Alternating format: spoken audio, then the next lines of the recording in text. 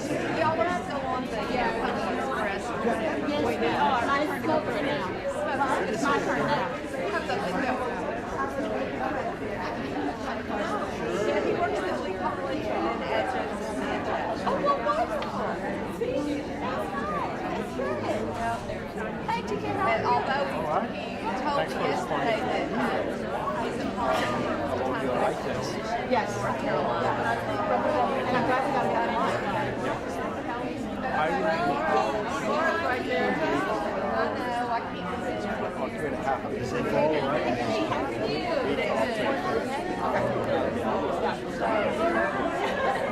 Coming back. How are you today? Is that wine by the chance? I wish. I need it. I just go sit back there in the back. To get here to the I stopped ready to get up. We've already done it. So you didn't But I will be. I remember this down the road. I remember this down the road. Mowing grass. And You don't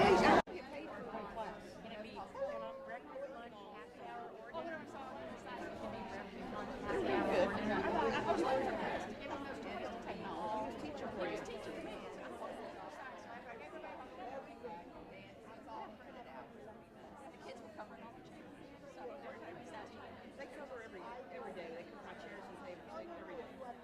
So I just got through tutoring my SWOT students.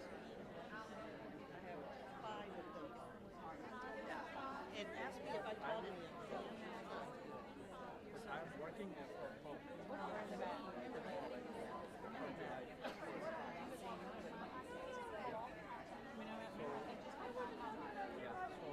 Because this will be my first eye test, so if you can start educating me along the way. I have gone to say, AI is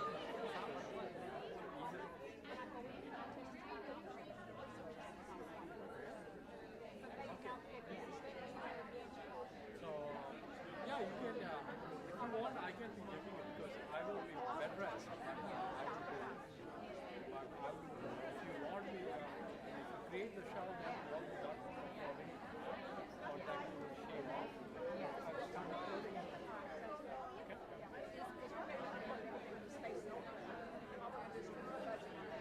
Space there, I just want to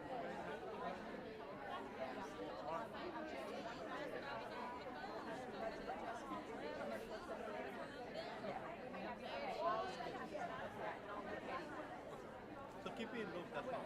I just wanted you to know that I was here.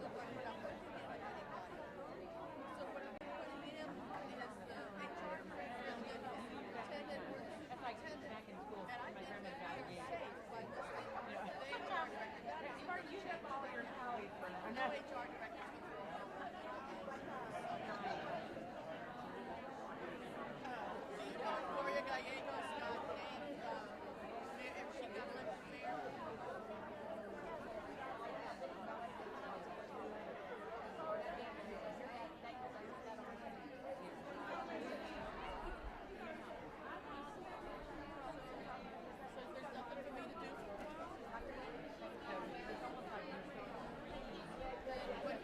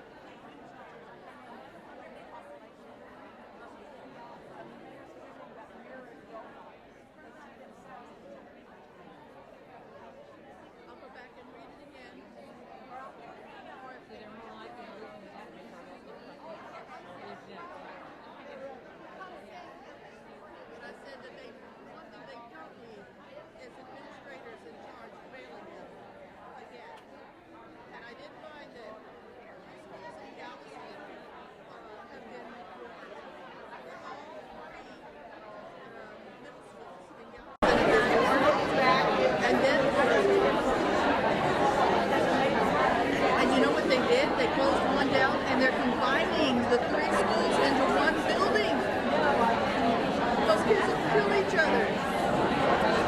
They're already right now. Galveston has been separated with the upscale kids went twice, the other kids went to Central, and now they're putting them all into Central. Not even twice. New superintendent hasn't lived there long.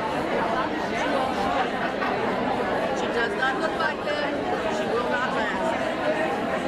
And she will not last. She's not BOI. She broke the rules.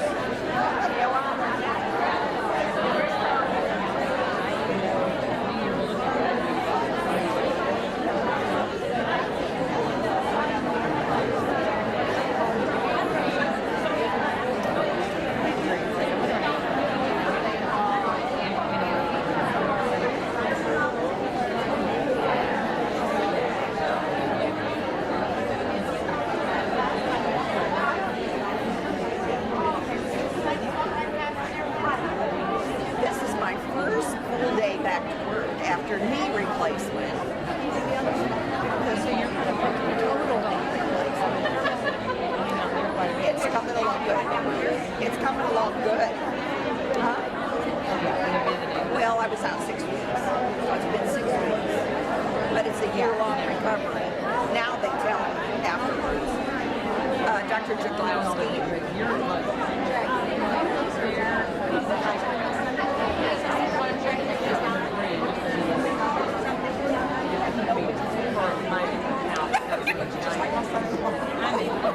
That's funny. That's funny. Well, Dr. Chajkiewicz told me about him because we all have Polish names. So he was very good. He was very good. Yeah, I thought his resume was very impressive.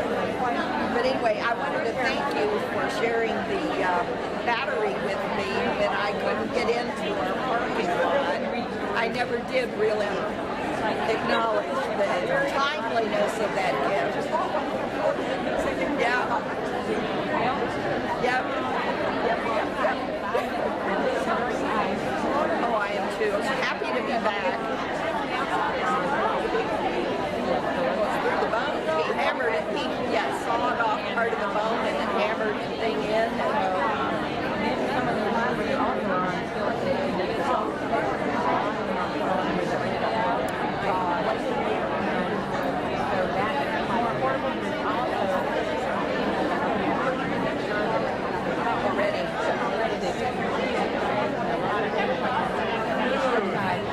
Was it always that way?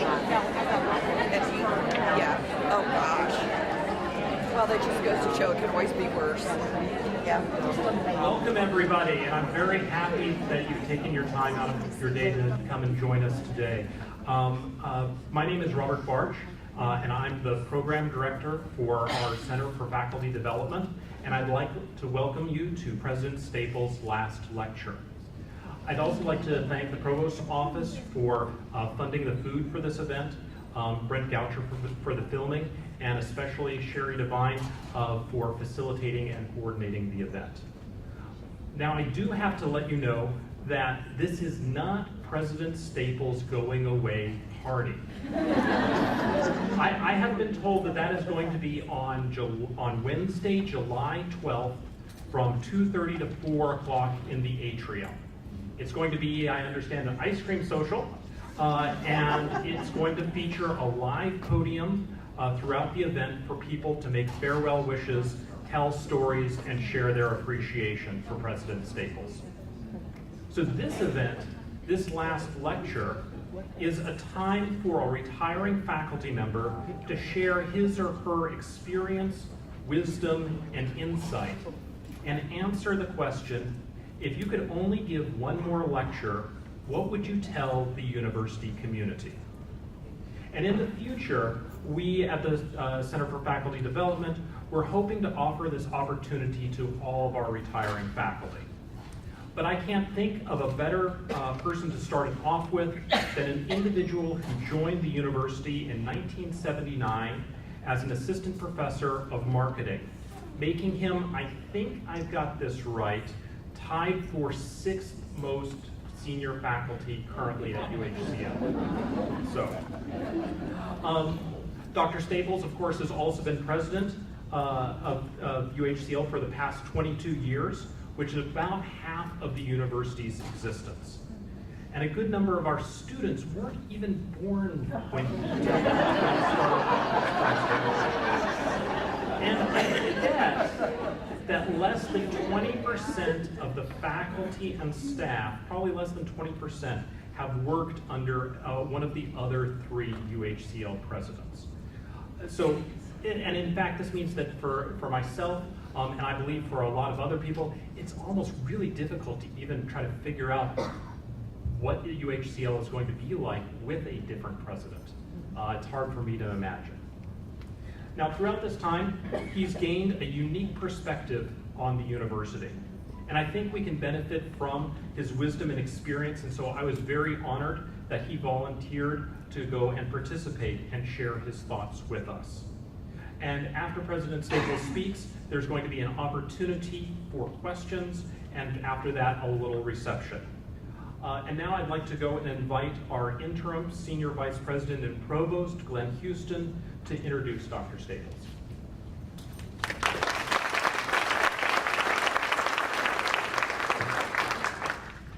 Good afternoon. Thank you for joining this afternoon for Dr. William A. Staples' last lecture.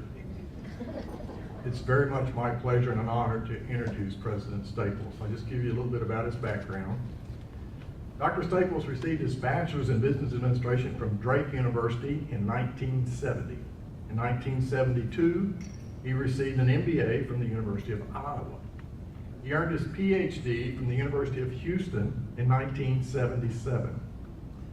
President Staples joined UHCL as an associate professor in marketing in 1979, coming to UHCL from Drake University, where he was an assistant professor of marketing. He was granted tenure in 1983 and promoted to professor in 1984. He started transitioning to the dark side very early on. He served as coordinator for marketing from 1980 to 1981, as director of programs in management and marketing from 81 to 83, as associate dean and director of graduate studies in the School of what was then called of Business and Public Administration from 1983 to 1986. He served as interim dean of the school from 1985 to 1990 and permanent dean from 1990 to 1995. He assumed the role of president. I won't get into the interim stuff, but he served in the role of president in 1995 and has led the university to many successes and accomplishments, including, as you're all aware, our expansion from an upper level to a 4-year institution, the establishment of the University of Houston Clear Lake's Pearland campus, and more than doubling our endowments. In the words of Chancellor Couture, he is, I quote, an outstanding administrator, a dedicated educator, and an admirable person. Please join me in welcoming our head hawk to the podium, Dr. William A. Staples.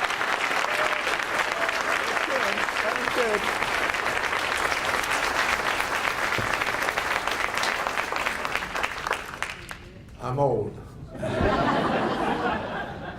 Let me thank Provost Houston for the introduction. I really want to thank him for more than that, because I will tell you, when I asked him to step in, once Dr. Stockton went on to be Chancellor at Auburn University of Montgomery, I asked Glenn to step in as interim Senior Vice President for Academic Affairs and Provost.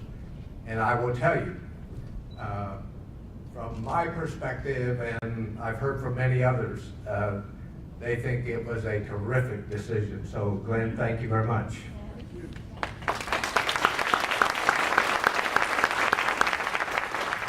Well, I have to admit, when Rob Bard sent me an email about giving the last lecture, I thought, this is probably more appropriate for our full-time faculty that have been teaching their careers to actually come in and give the last lecture. And so for a while, I didn't respond. I didn't respond. And Rob probably thought, you know, is going to respond or not. And I gave it a little bit more thought. And I thought, well, okay, kind of talking to myself, what could I share? What could I share with the university community that might have some value? I quickly determined that I really didn't want to look back, all right? There's enough looking back. I think we needed to look forward. And so as I thought about presenting something to our staff and faculty and administration and other friends, it was kind of like, what would I say? I do have to be honest with you, though, when everybody kept saying the last lecture, I thought, are they expecting me to die or what? You know, retiring is one thing, death is an entirely different thing. And then they said this is a series. And I asked Rob, I said, well, who else is doing this? And he said, no one, you know. So we couldn't convince any of our faculty colleagues who were retiring, and some of our great faculty just retired, in fact, to give this for various reasons, and I do understand that. So I guess what I can say is this is a series, we hope, and I'm the first, and hopefully I won't be the last. I told the staff in my office today, though, I felt a little bit like the person that has been sent to Huntsville, and they're saying, this is your last lecture and your last meal, and good luck.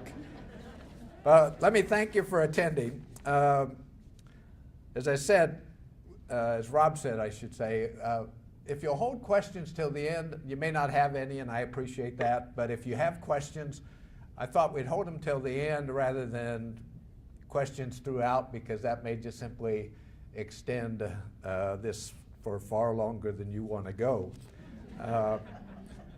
What I want to share with you in a nutshell, there's two parts to this. One is, what are really the changes in higher education? Okay, I've been at it a long time, all right, 41 years, 38 here, 3 at Drake University, some other assignments in addition to that. And we've seen a lot of changes in higher education. It's not what it was 30 years ago.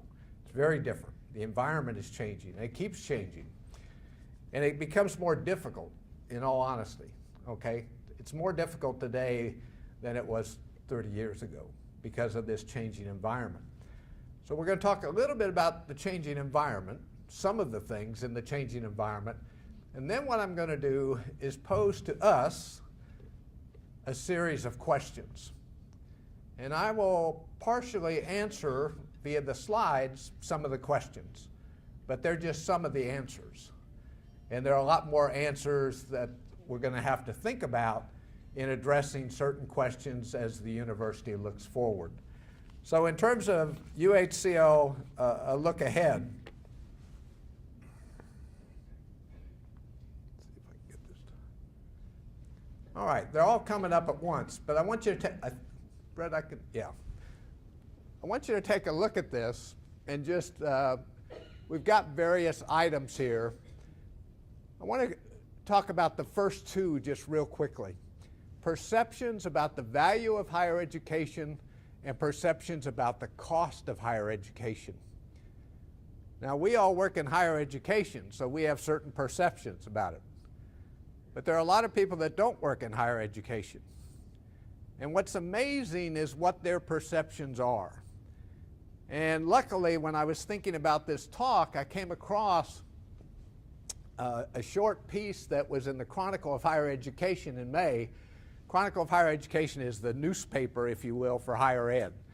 And it was written by Molly Broad. And Molly Broad is the current president of the American Council on Education, or ACE for short. And she's retiring later this year.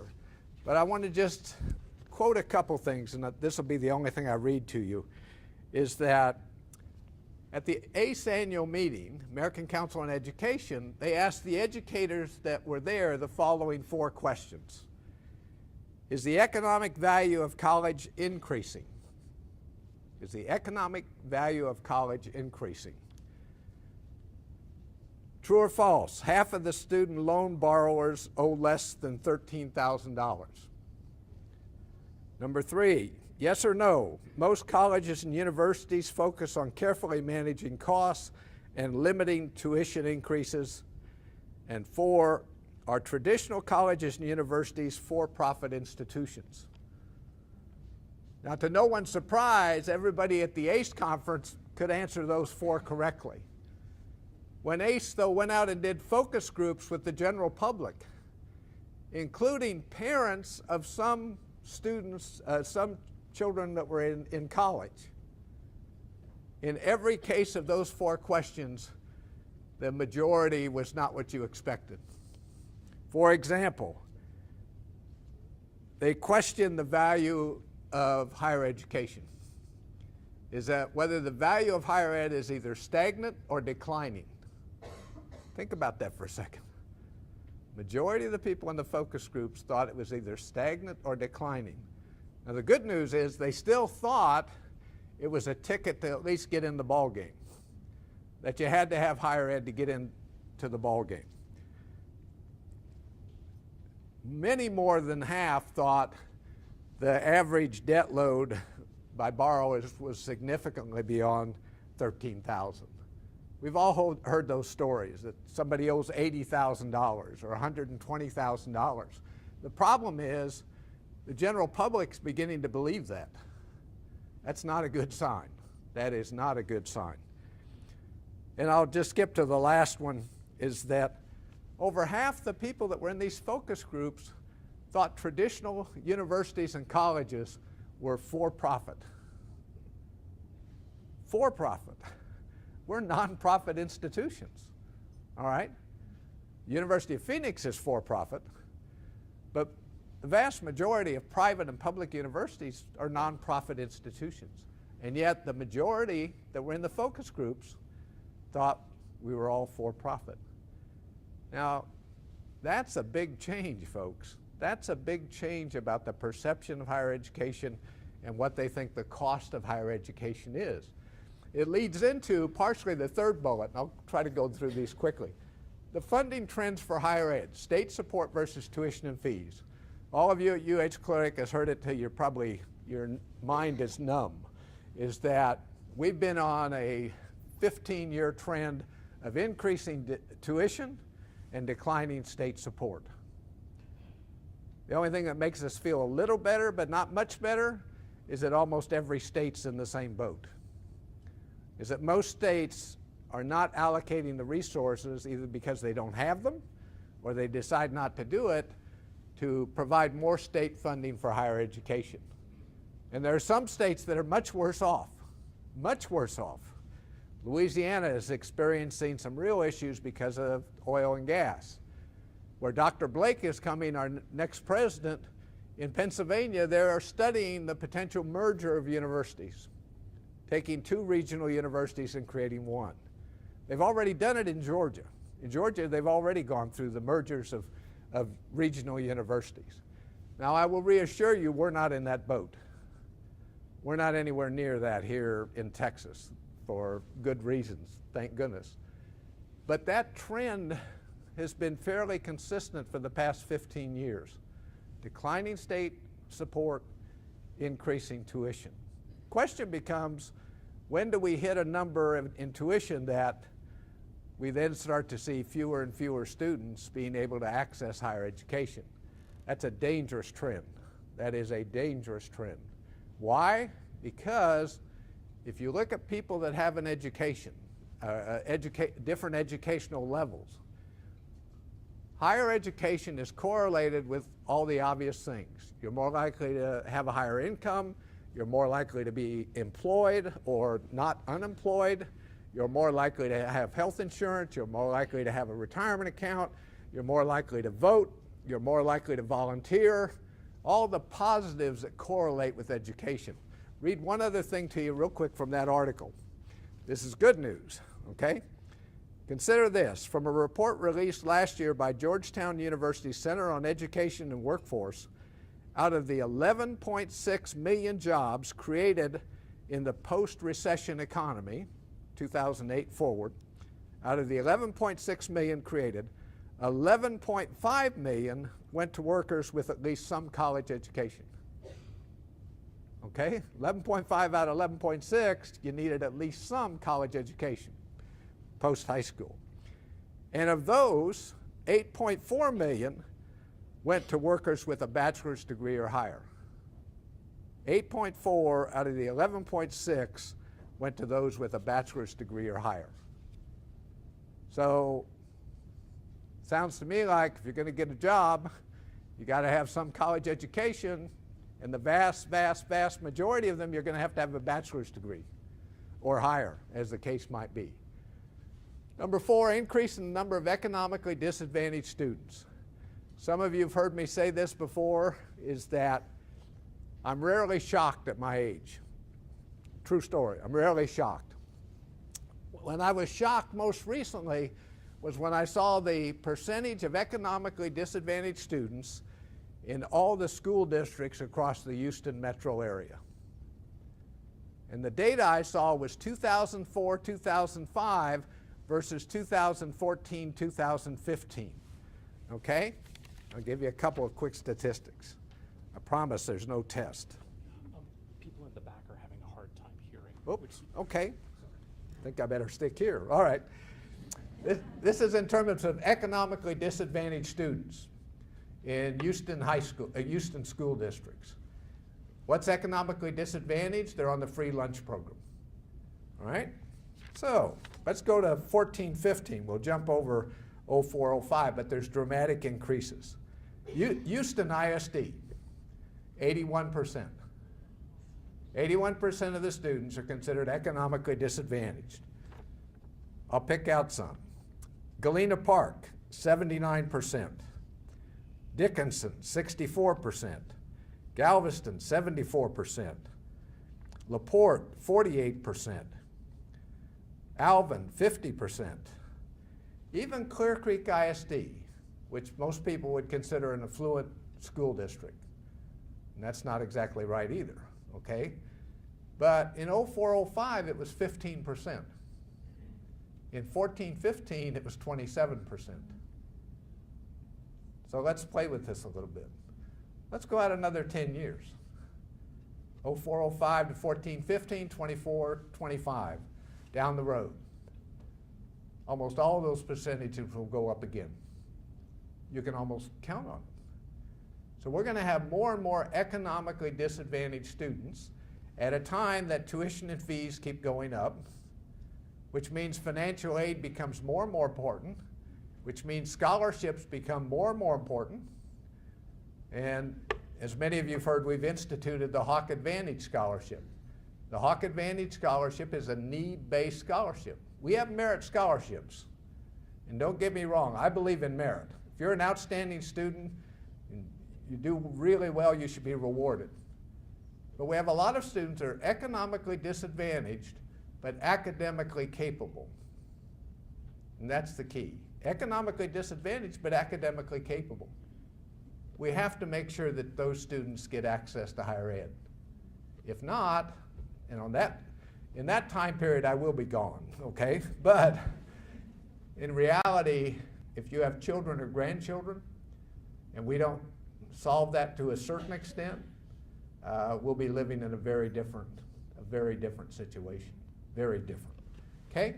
A few others. Competition for students. The competition by nonprofit and profit universities and colleges and community colleges is extensive. Expansion of dual credit. Expansion of dual credit. Let me share with you one data point because the number is striking. In 1999, in the state of Texas, there were 12,000 dual credit students. 1999, 12,000. In 2016, there are 151,000. 151,000 dual credit students. We already see it in our freshmen, where the average freshman that comes here brings with them about 15 hours of credit. That's the average. Our number one high school sending us students this last year, fall 16, was Clear Creek's Early Horizons High School, Early College High School, Clear Horizons. And many of those students brought with them 60 hours of credit. They were 18-year-old juniors. 18-year-old juniors. So big change, a very big change. We used to not even talk about dual credit. And now parents are demanding it, students are requesting it, school districts are responding. Next year, I'll throw out one other. Even though some of them are going to be small to begin with, Pasadena ISD, well, excuse me, I'm sorry, San Jacinto College, working with Pasadena and others, will have 9 early college high schools. 9 early college high schools across the San Jacinto College service area. What does that mean for us? We're going to get a lot more students coming here who have credit, even though the average this last fall was 16. Increase of off-campus and online. Again, we used to not talk that much about off-campus. Now most universities today in the state of Texas have 1 or more off-campus operations.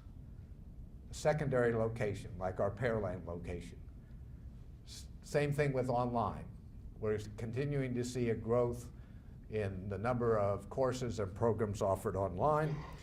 And then we're seeing an increase, and it gets back to this jobs data.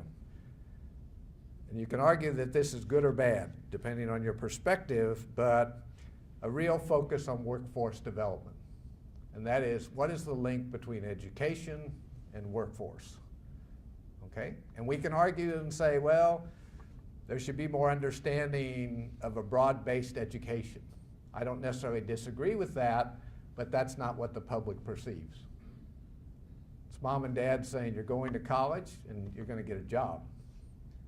And that's what we want you to do. And so that feeling is very strong. Okay? Well, we've got to ask some questions. And these first few on this slide are pretty easy. Not easy to do, but easy to ask. I've already talked about this a number of times with various faculty and staff and our administration. We're at a point in the life of the university that we need to redo our mission statement. We need to come up with a vision. A vision to me is, what are you going to be in 5 or 6 years? Where are we going? What are we going to be? What do we want to be? Okay? How do we get there?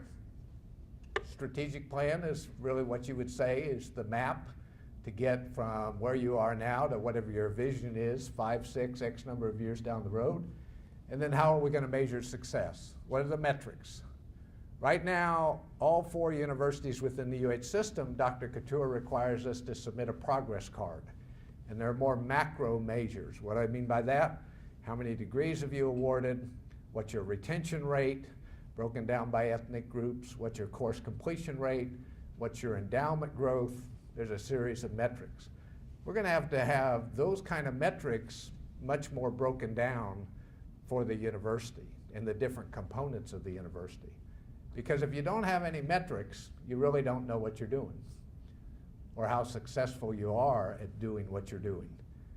So this really is the next exercise, I'll be honest. And if I was going to be here another 5 or 6 years, and if I was 5 or 6 years younger than I am now, this is what we'd be tackling next. A new mission statement. Think about it. We're 43 years old as a university, opened in '74.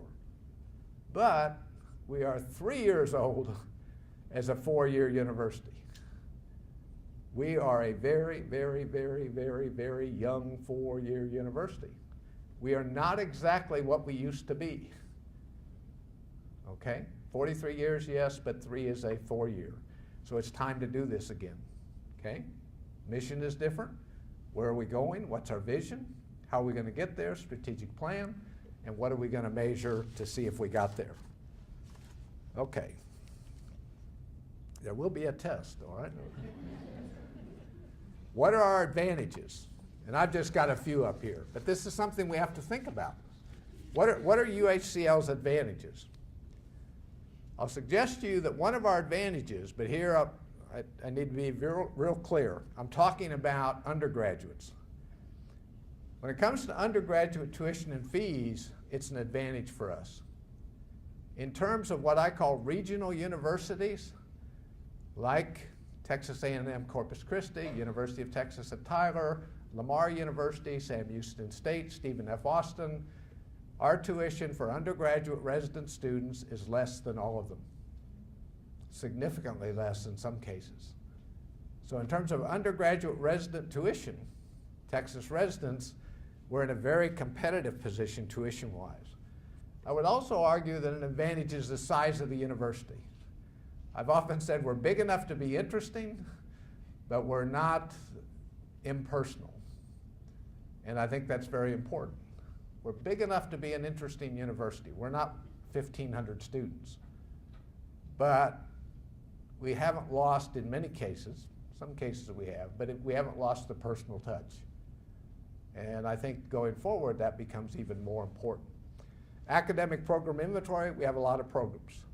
We can argue whether, or discuss whether we have too many or too few, but we have quite an academic program inventory of bachelor's and master's degrees. Now, the question becomes, what other degrees that we don't have might we need? Range of student services under Dr. Bigger's leadership, we've added a number of student services over the years, and I can take the longer perspective. We've built somewhat of an infrastructure for student success, and that's absolutely critical, because the other variable, you recruit students, you retain them, you graduate them. And if you don't retain them, you're sure as heck not going to graduate them.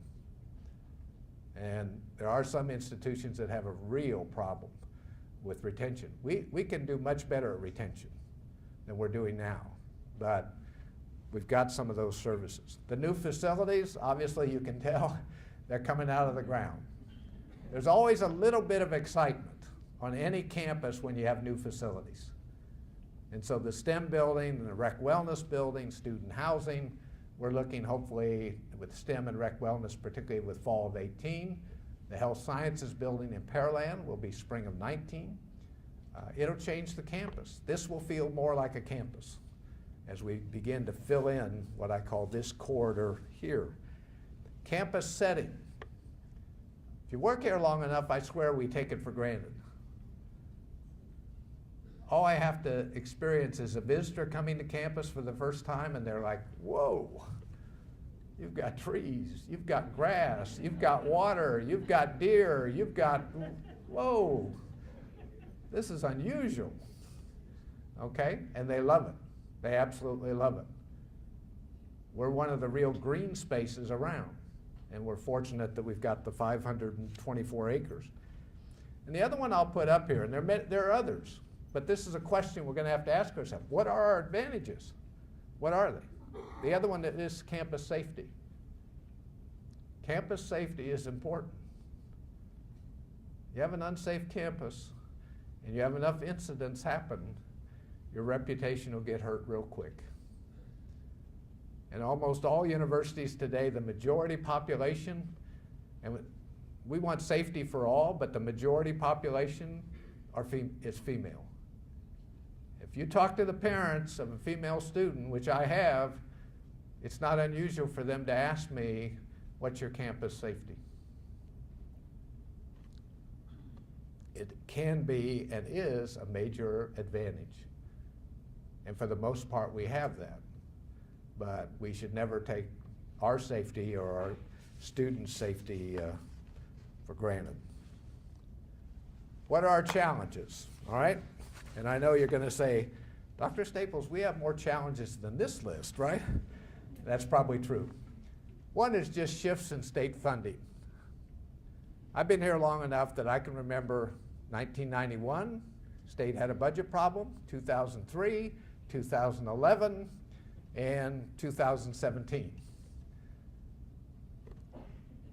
Compared to in 2015, the last session before the most recent one, it was a very good session for higher education, very good session. So what do we have? We have a roller coaster. We're on a roller coaster, and depending on what happens, we can either have a good session or a session that's not so good. Potential tuition limitations. I'll be honest, I got scared this session for a number of reasons, but were really talking about limiting tuition. They were talking about freezing tuition. They were talking about freezing tuition for 3 or 4 years. Okay? It passed in the Senate. It did not pass in the House. Thank goodness. And I think the only reason it probably didn't pass in the House is because Speaker Strauss said, we're having to cut universities this year. My concern is that if this had not been a budget cutting session, the House may well have gone along with the Senate. Okay? Now picture that. So our formula funding is about where it was 12 years ago. 12 years ago. And they come forth and at some point freeze tuition. Ouch.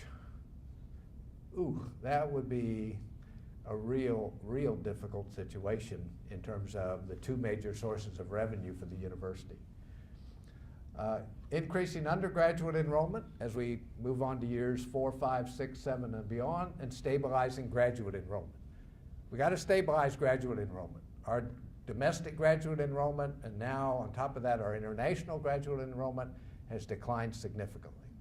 And we're using Ruffalo Noel Levitz, one of, if not the leading firm in enrollment management, to help us pull out of that situation. Developing new high-demand academic programs. We probably need some programs we don't have. Hopefully, fall of 18, we'll have the bachelor's in mechanical engineering. There's probably some other programs like engineering that if we could add them, it would help grow our enrollment. Bachelor's degrees at community colleges. That happened this session. They have to apply for it, and it's not going to be easy for them to get it, but community colleges are going to have the capability, if they can prove it, that they have the ability to do it, and the financial capability and the faculty to offer potentially either Bachelor's of Applied Technology, Bachelor's of Applied Science, or a Bachelor of Science in Nursing. I honestly think Lone Star and San Jac will probably jump at the opportunity. I think most of the smaller community colleges may not, but that's different, okay? That's something that really hasn't been part, except there's only been 3 community colleges in the state that prior to this year had any authority to offer bachelor's degrees. Brazosport was one of those down in Lake Jackson. The last 2 to me are very important. The differentiation from other universities. What's going to be different about UH Clear Lake? Now, some of the differences we've already noted, maybe advantages in that, but I think beyond the obvious ones, what's going to be different? Now that we're a 4-year university, what will be some of the signature things here at UH Clear Lake? In some universities, it's internships. And here I'm focused a little bit more on undergraduate. Some universities, in the old days, it was co-op, cooperative education. In some universities, it's study abroad. In some universities, it's student research. What's going to be some of those signature elements that UH Clear Lake does and does real well that begins to differentiate it, this university from other universities, and would cause potential students and their parents to say, boy, that's a place we think would be a good place to go. So that's a key question. And then really the evolution of a 4-year university. That's where we're at, all right? Back to we're 3 years old. Challenge is now, how do we evolve, continue to evolve as a 4-year university? And all the different things that, in fact, that means. Here's a question that we've partially answered. And that is, as you can see, what will be UHCL's undergraduate student experience? And I think we're going to have to define this at a number of levels. One at the program level, academic program. What's the student experience related to that program? At the college level, we have 4 colleges presently, and eventually at the university level. What will be the student experience, both inside and outside the classroom? Now, I applaud our folks here, our staff and faculty and administration, because they've done a number of these things, okay? But I still think it's a very important question. Dr. Biggers, I think, would testify that the second bullet there is absolutely critical. Student-to-student interaction, student-to-faculty interaction, student-to-staff interaction, and student-to-alumni interaction. Very, very important. Why? Because research shows that if students feel connected, if they feel they belong, if they know people, okay, they're more likely to stay because they feel connected. They feel part of the university community. All right? That's going to be very different in a 4-year than it is in an upper level. Upper level, for many students, is I'm working, I'm going to school, and I have a family. I drive in, I take the course, I go home. Because I got all these other things to do. Work and family. 4-year university is very different. Student government, student organizations, big changes. I think I keep hearing different numbers, but yesterday I heard that the number of student organizations is 98. I can remember when it was in the 20s. It's 98 student organizations, okay? Leadership programs, community service, internship, study abroad, and then I put up there intramural sports. You think, oh my gosh, are we going to have a football team? No, I don't think. Why intramural sports? Intramural sports do a number of things. And now we're going to be in a position to do some of that much better than we've been doing it because of the Rec Wellness Center. Well, what does it mean? Well, you're on a team. You get to meet people. You get to have fun. You get to exercise. There's a major facility on campus where you can do these kind of things.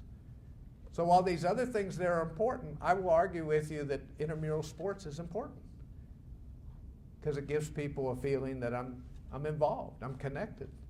I'm a member of the basketball team or the soccer team, and I'm talking intramurals. I'm not talking, club sports yet or even sports at a higher level. Student-faculty research. For students that really get to do research with a faculty member, it's often one of their most significant experiences they have while they're in college. And we have some of that going on here, as well as these other things. The problem is, how many students are we really impacting?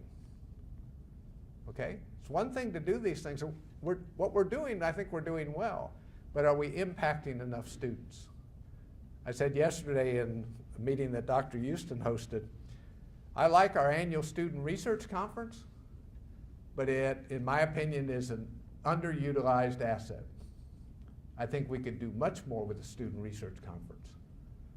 And that would be helpful to our students in doing research, presenting research, all the things that comes about from some activity like that. Student alumni career mentoring. We have some great alumni. We have some great alumni that have been very successful. So how do we connect our students up with those alumni? So alumni come back, talk to students about careers. They see people who have been a UHCL graduate and truly excelled. It does make an impression. It very much does. And at some point, and I don't think it's very far away, in my estimation, we need an honors program. That may eventually grow into an honors college, but first I think you start with an honors program, and then you may actually get to an honors college. All right. What will be UHCL's graduate programs of distinction? You can look at different indicators. Nationally accredited, nationally ranked, award-winning programs, the placement of graduates, where are they able to go to work, the success of our alumni, and faculty reputation in a given program. Okay? That's something I think we need to think about. We have some very good programs, but we have some programs that are different from others in this region. They're just different. They're standout programs, they're accredited programs, and so forth. But that's how you attract certain students. because, well, Clear Lake has that master's degree in such and such, or that doctoral degree in such and such. And we have that now to a large extent. But how do we have programs of distinction where we can document? We've won awards, we're nationally accredited, we have leading faculty in that program. That's what eventually gets graduate students interested, okay? Now, is every program capable of that? Possibly. It still doesn't mean other programs aren't valuable, because other programs may be more of what I would call bread and butter programs, but they're still absolutely critical to the university. So that's a question. I think we've got some that I could easily talk about. We've got others that I think can develop into that, but that becomes one of the attractions for graduate students as compared to the student experience for undergraduate students. Okay? Let's jump on. We're almost done. Centers of Excellence. Here's another aspect where you begin to have something at your university that they don't have at other universities. It becomes really a point of distinction. Now again, you know, we've all talked about the Center for Autism and Developmental Disabilities, EIH, the Environmental Institute. A few years ago we started cybersecurity. We've just started the Center for Robotic Software. And Dr. Tom Harmon, College of Science and Engineering, is heading that up. I've got up there Exercise and Rehabilitation Institute. And I'm sure some of you are like, well, where is that located? Well, it's not, okay? But Dr. Bill Amonette and his colleagues in fitness and performance and exercise and health science have put together, in my opinion, for what that's worth, a terrific proposal. I mean, a terrific proposal. And once they have the new facility for that program in the Rec Wellness building, with the labs they're going to need, this is what Bill and his colleagues are talking about, okay? This could be, in my mind, another center of excellence.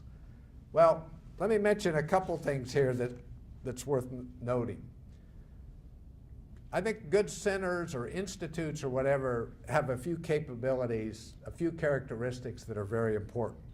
One, it tends to be a group of faculty working together rather than what I call the Lone Ranger centers, where it's one person. And if that person leaves or retires, it's over, okay? Groups of faculty. I look at the faculty that are involved with the Center for Autism and Developmental Disabilities. That's one characteristic. Second characteristic is this combination of teaching, research, services, / community outreach. What I mean by that, let's take autism again. We have a master's in behavior analysis, teaching part. We have research going on about autistic children, teaching, training and autistic children. And then they have community outreach, working with different organizations, school districts, treating children with autism spectrum disorder, the outreach part. So really, in terms of what we talk about in higher education, from a faculty perspective, teaching, research, and service. Teaching, research, and service. Well, it's kind of like check, check, check. We're doing all that. And it makes us stronger. It makes the master's degree in behavior analysis stronger because we have a very applied setting and we're providing a service to the community that people value. And I mean, I'll tell you folks, they really value it. The feedback we get, and it's true on these other centers as well.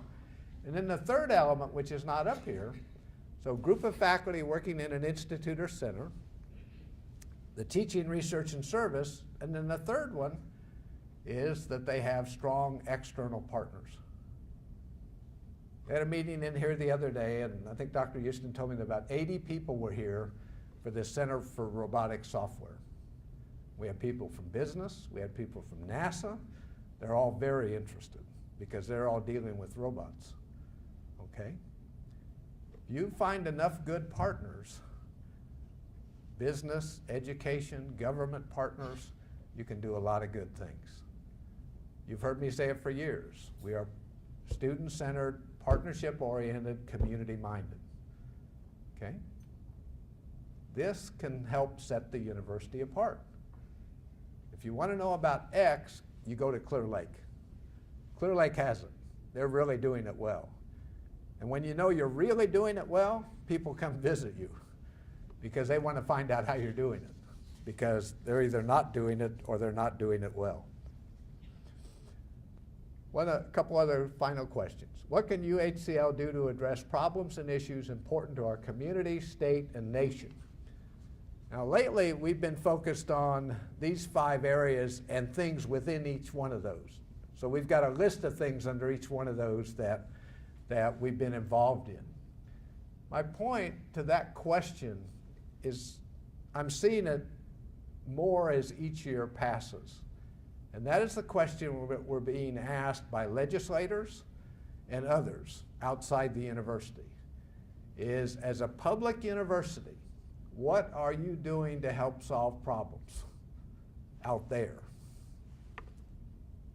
Whether it's autism, whether it's water quality, whether it's robotics, whatever. What are we doing to help out there solve problems? If you want to get the attention of a legislator, if you want to get the attention of a donor, if you want to get the attention of a foundation, be able to tell them how you're addressing a problem that they consider significant.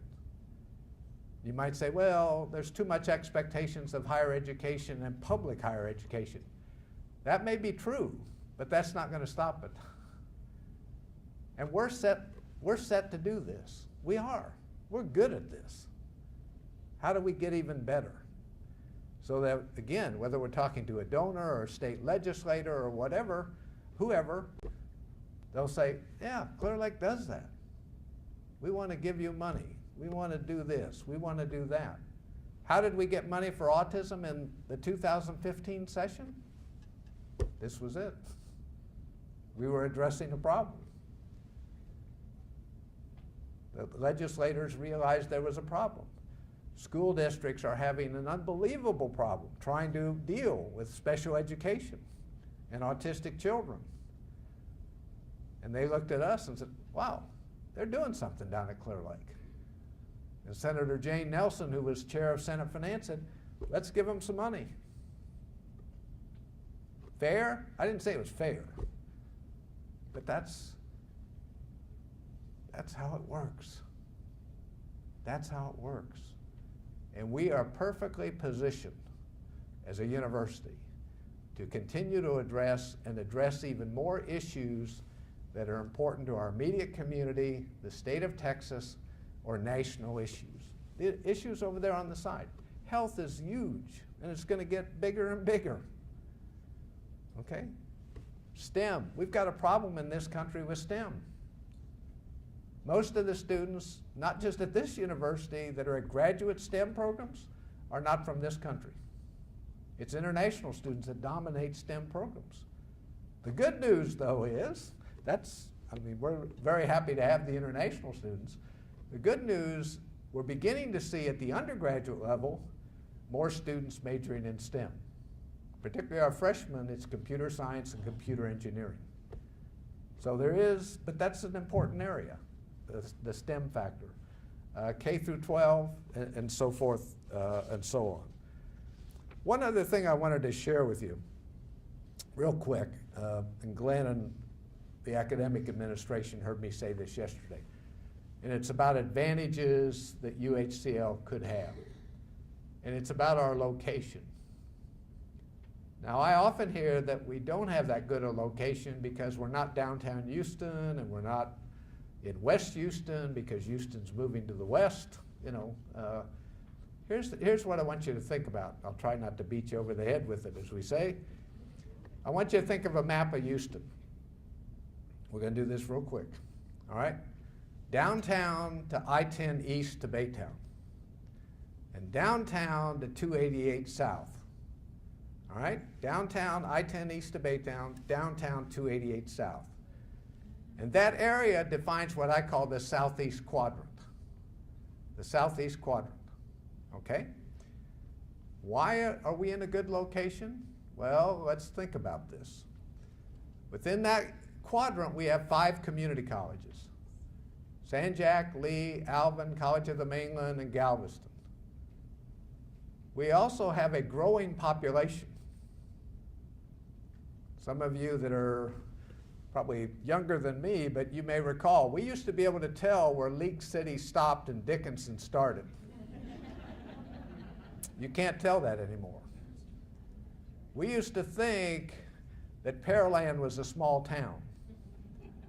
It's not anymore. We used to think that Baytown was a small town. It's not anymore. So this whole quadrant, as you start looking at it, is continuing to grow in population. And I don't have the exact number, but I did a rough stab the other day. It's probably in getting close to 1 million people. 1 million people in that quadrant. And it's continuing to grow, because what's going to be the next big development down in this southeast quadrant is the Grand Parkway. And I'll guarantee you, once the Grand Parkway is built, it'll be just like Beltway 8. You build a road, you have development. It's that simple.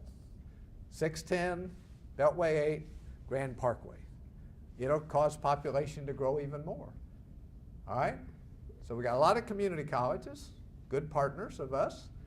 We've got a growing population. It's not declining, it's not stagnant, it's growing population. Now, who are the big employers? Well, on the one hand, it's health.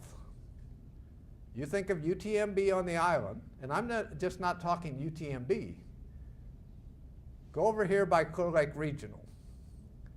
There's Clear Lake Regional, there's Bay Area Regional, there's Methodist St. John. We go across the freeway, and pretty soon we run into Memorial Southeast, Memorial Herman Southeast. And all the offices, even over by Clear Lake Regional, that are health related. It's one office after another. And what have all the healthcare institutions in the Med Center done? They pick out a location and they go to it.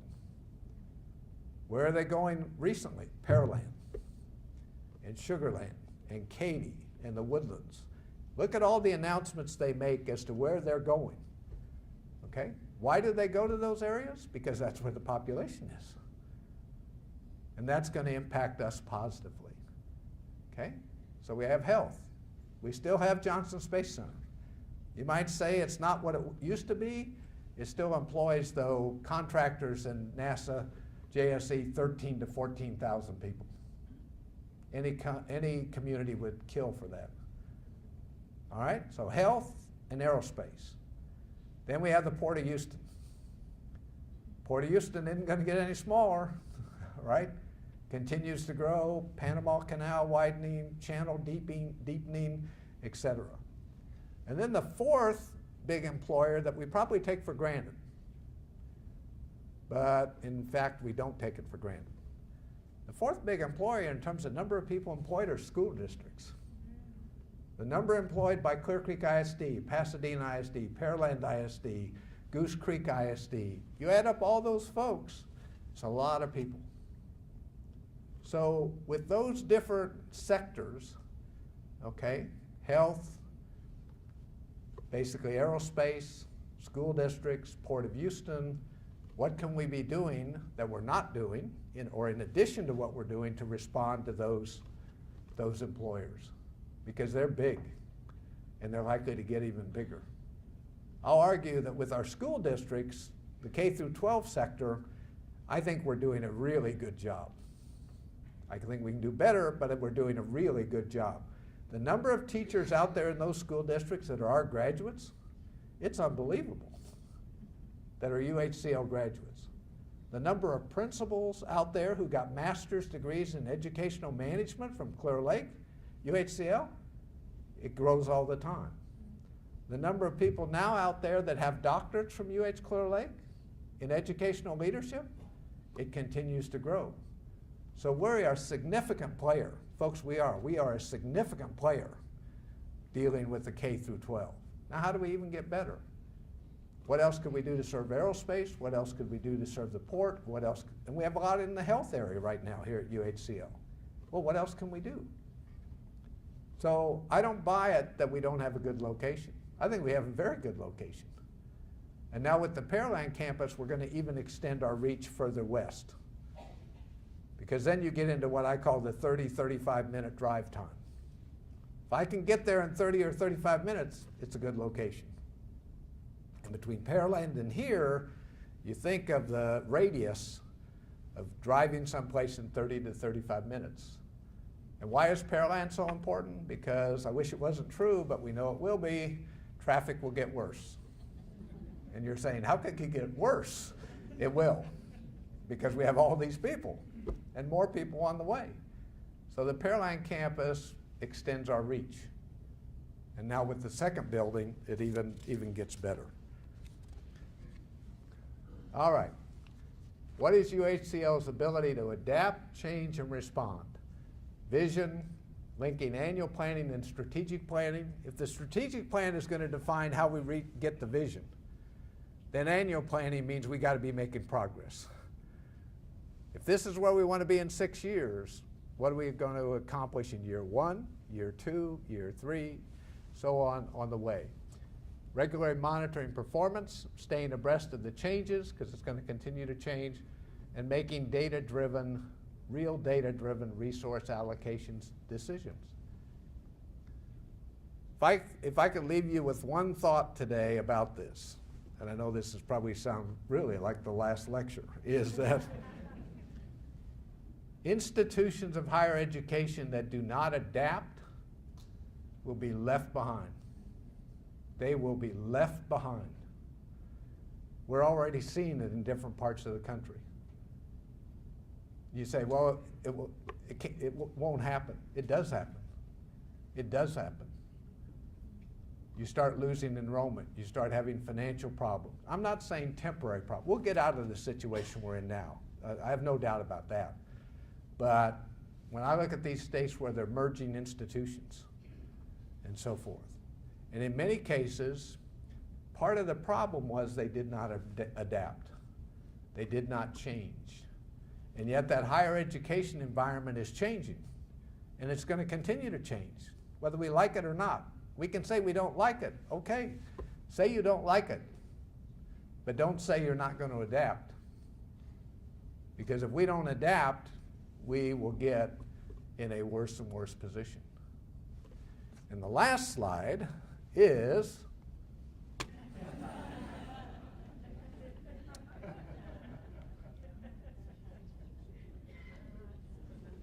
seriously, we can do this. We can do this. Now, I can't jump that high, but I'll tell you, we can do this. You know, the old expression, we can do this, we must do this, I agree. We can do it. We're good at this. We are. This institution is good at adapting, but we're going to have to keep adapting. Don't think for a second not, because all those forces are out there that changes in the those changes in the higher education environment. Okay? All right, let me stop there and maybe take any questions you might have that maybe I can answer. Yeah, Peter? Some schools in UH Clear Lake have been very dependent upon international students in the past. Right. What is causing the decrease in the number of international students? Well, I think it's a number of things. I think one, this isn't a political statement, but I think the climate in our country. I think in many cases they have tightened up very much on visas to even get into the country. The other presidents that I talked to in Texas and outside of Texas, they're almost all had the same experience, a decline in international students. So it's not that we're the Lone Ranger, but I think it's a number of factors. So there are a number of international students now that are going to other countries. They're going to Australia, they're going to Canada, they're going to other countries. So yeah, that's a challenge, but it's a challenge that most universities today are facing. But it's not one thing, it's not one reason, it's many reasons. Thank you. Anything else? Yes? Just a comment. talked about the setting, campus setting, and that's changing a little bit now, the building coming on and so forth. But I thought in terms of differentiating the looks of the campus, instead of having the what you call the next building tank over there, flood tank or whatever, it would have been nice to have wetland, a landscape and a wetland over there on the campus for us to, kind of, as we say, that they, we maintain our setting the way it has been for us. Rod, are you talking about the detention ponds? Yeah, detention. Yeah, well, the detention ponds are required. We don't have an option on detention ponds. Now, we can landscape them once we're done with all the construction. That can be done, but when you build buildings today, we're required even by Clear Lake City Water Authority, believe it or not, to have detention ponds. So if you notice, like over by Arbor, there's that depressed area there. It doesn't have water in it, but it's depressed, that's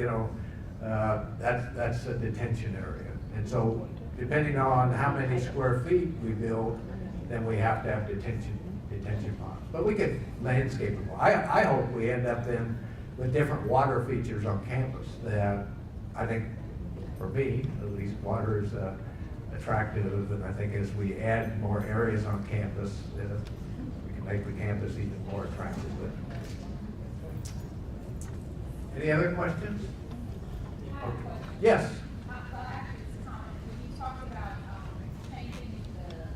Looking at the changes that we can do to stay competitive, one of the things that I was thinking about is when we talk about having various programs or accelerated programs, we need to look at the program length of that, because many of our programs are longer than other programs that are competitive to us, and that will not attract more students. Because if they feel like they have to take more and more credits for a program they can take somewhere else and be done, that's going to be it. Yep, absolutely. Well, I'll give our College of Business credit. They just revised the MBA program.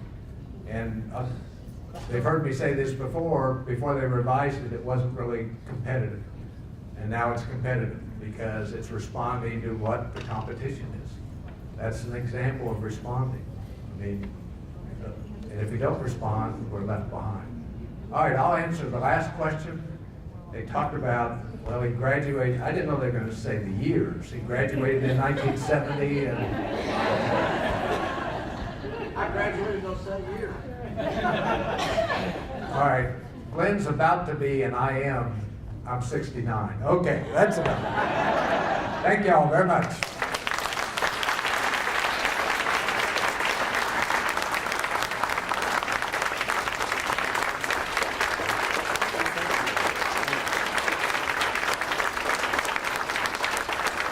Thank you. Thank you.